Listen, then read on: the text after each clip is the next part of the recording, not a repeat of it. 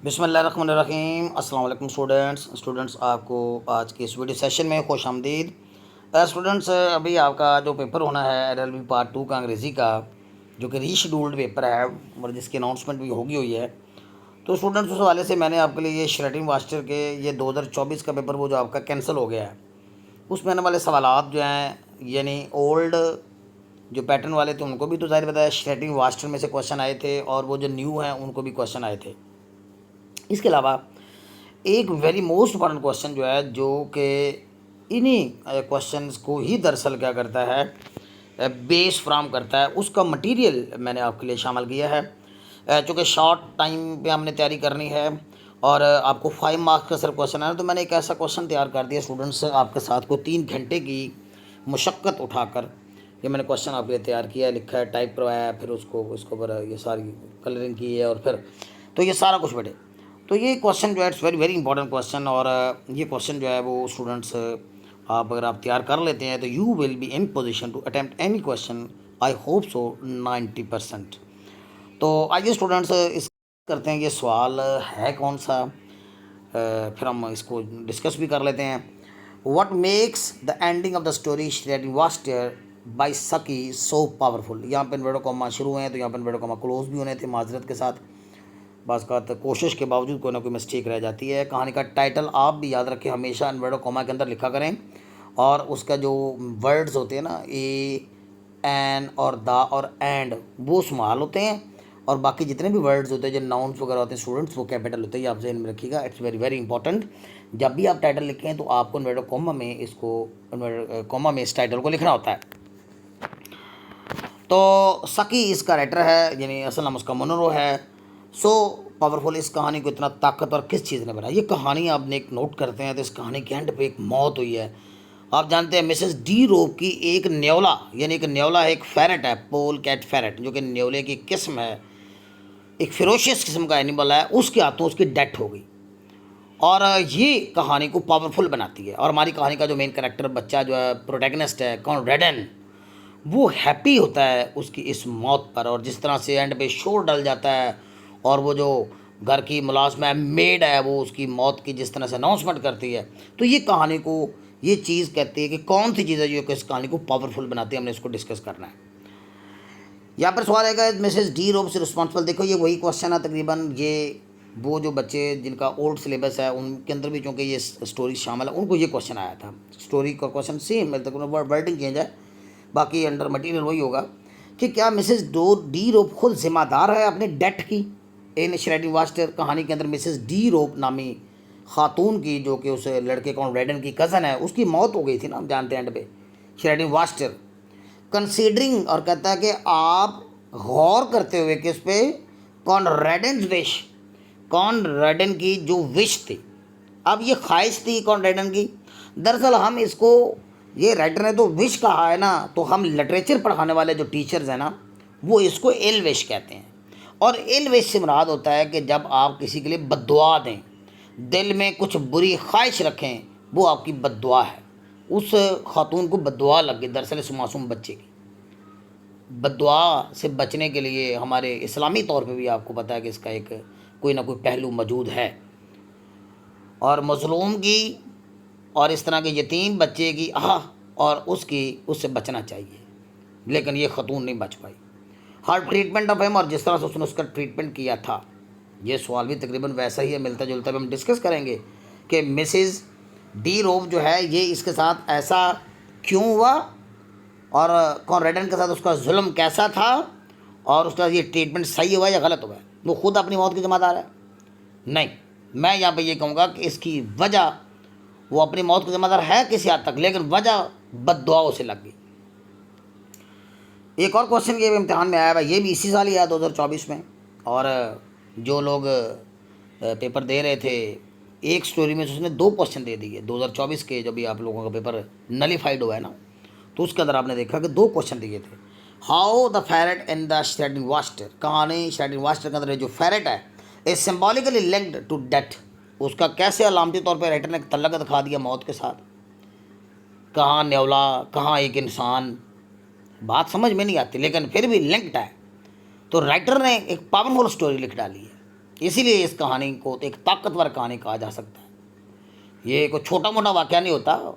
इस तरह सांप किसी को डस ले मार ले तो समझ आती है बात, लेकिन न्योला जो है वो इस तरह एक खातून का इस तरह मार देता है उसको फिरोशियस होकर, तो ये बात ज़रा कुछ बहुत सी कहानी को जन्म देती है।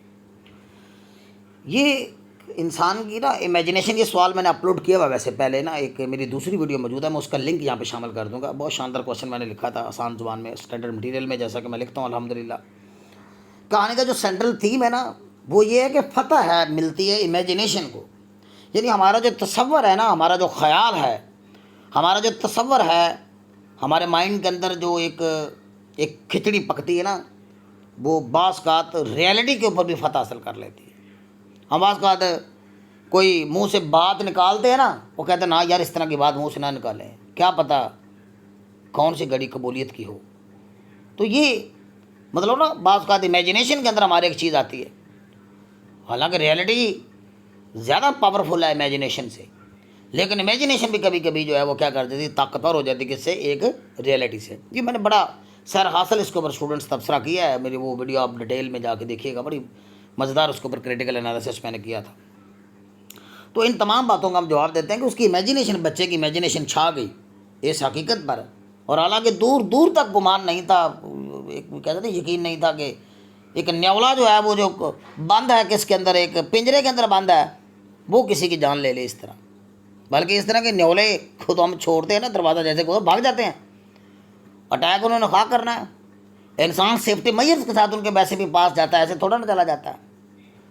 हमारे यहाँ तो इस तरह का न्योला नज़र आ जाए तो हमारे यहाँ तो महल्ले के लोग यहाँ पे इकट्ठे होकर डांगे छोटे इकट्ठे करके उसके पीछे पड़ जाते हैं, यहाँ पे सांप को फड़का देते हैं। तो ये चीज़ तो असल तो कुछ और है। बहरहाल राइटर ने क्या खूबसूरत अंदाज से, मैं कहता हूँ बड़े मौसर अंदाज के साथ ये दिखाया थीम। कहानी का थीम है कि इमेजिनेशन भी कभी कभी रियलिटी के ऊपर फतह पा जाती है, और जो कि इस कहानी के दोस्तों ने साबित किया है।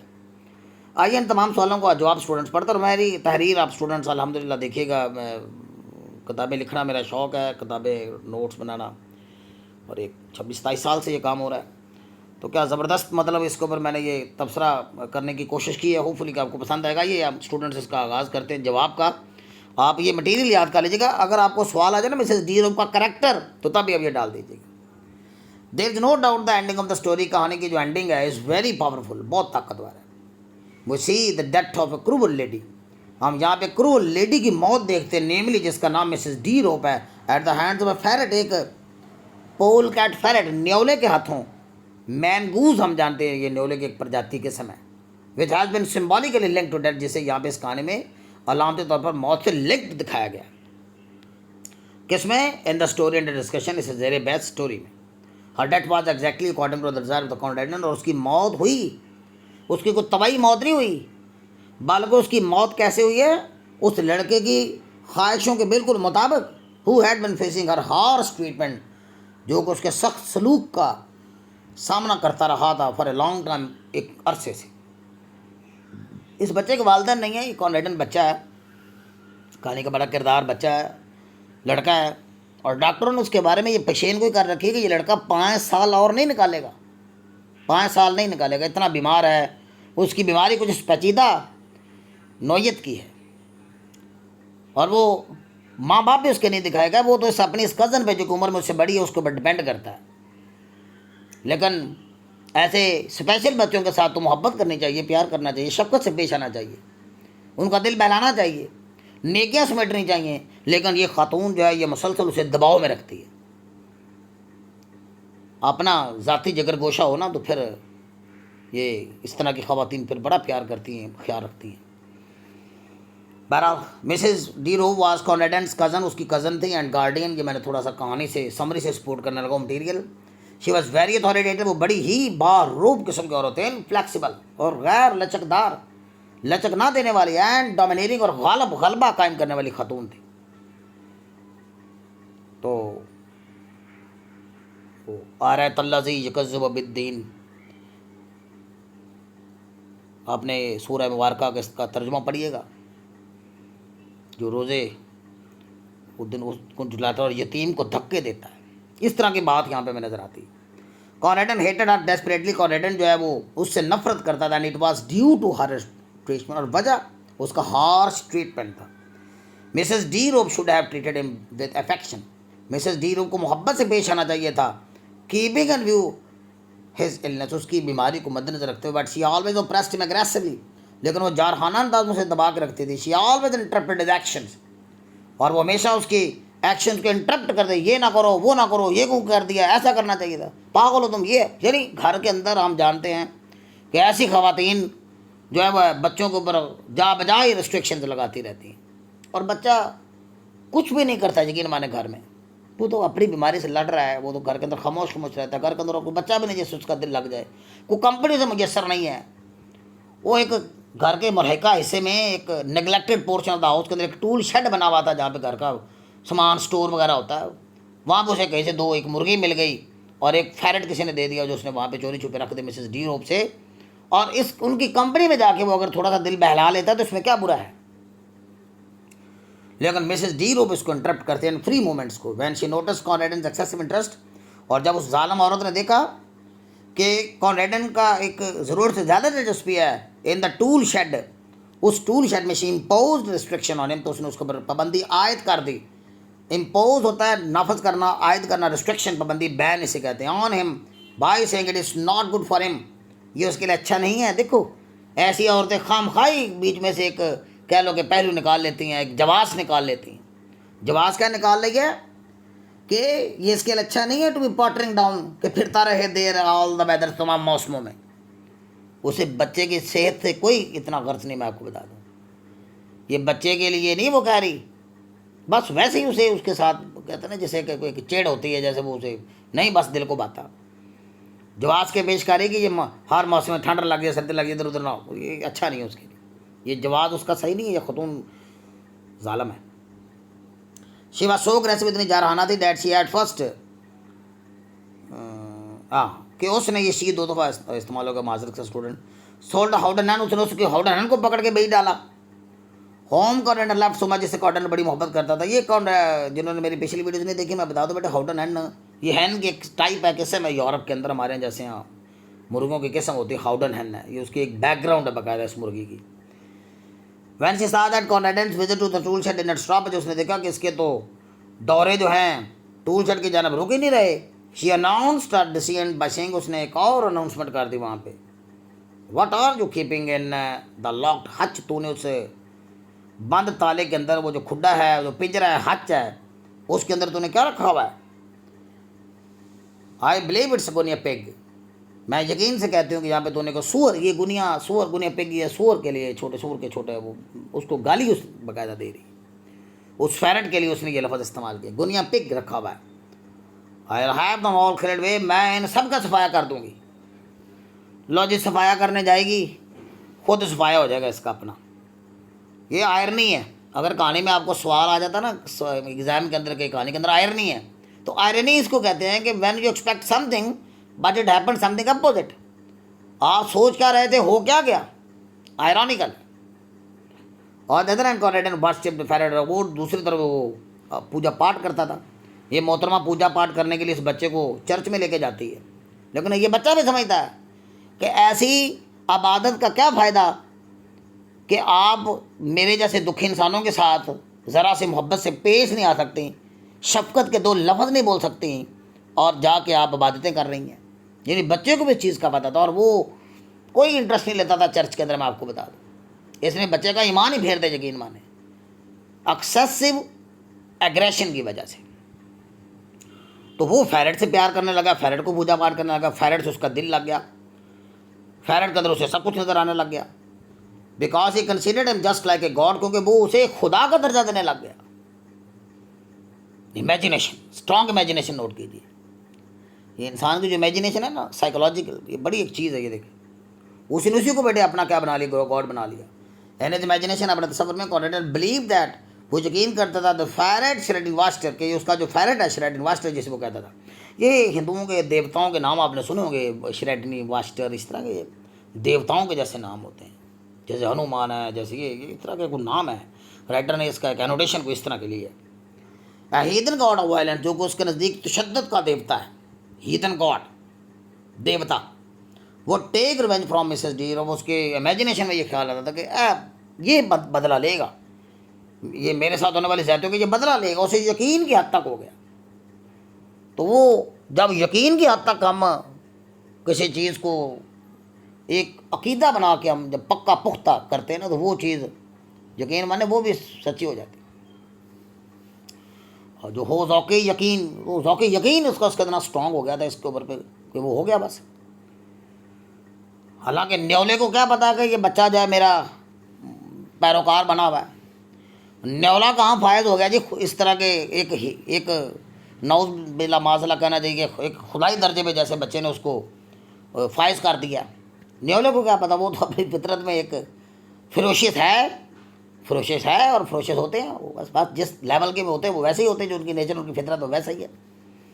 लेकिन बच्चे ने उसको देखो उसको उस दर्जे में फायज कर दिया।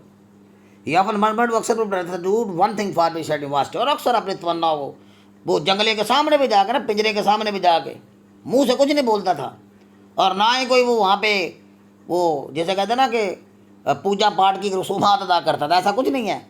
जैसे हिंदुओं के मंदिर में जाते हैं तो पहले वो तलियाँ जो हिलाई जाती हैं और फिर एक मखसूस अंदाज के साथ जैसे खड़ा हो जाता है, ऐसा कुछ नहीं। बस वो सिंपली मासूमाना अंदाज के साथ खड़ा हो जाता और वहाँ पे और दिल ही दिल में ये बात करता कि मेरे लिए एक काम कर दो। और वो काम क्या वो चाहता था कि इस आंटी से मेरी जान छड़ा।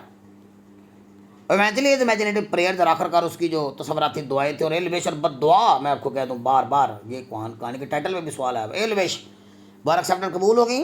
One day she went to the tool shed, एक दिन वो टूल शेड गई to remove the ferret house, उस फेरेट को भी हटाने के लिए।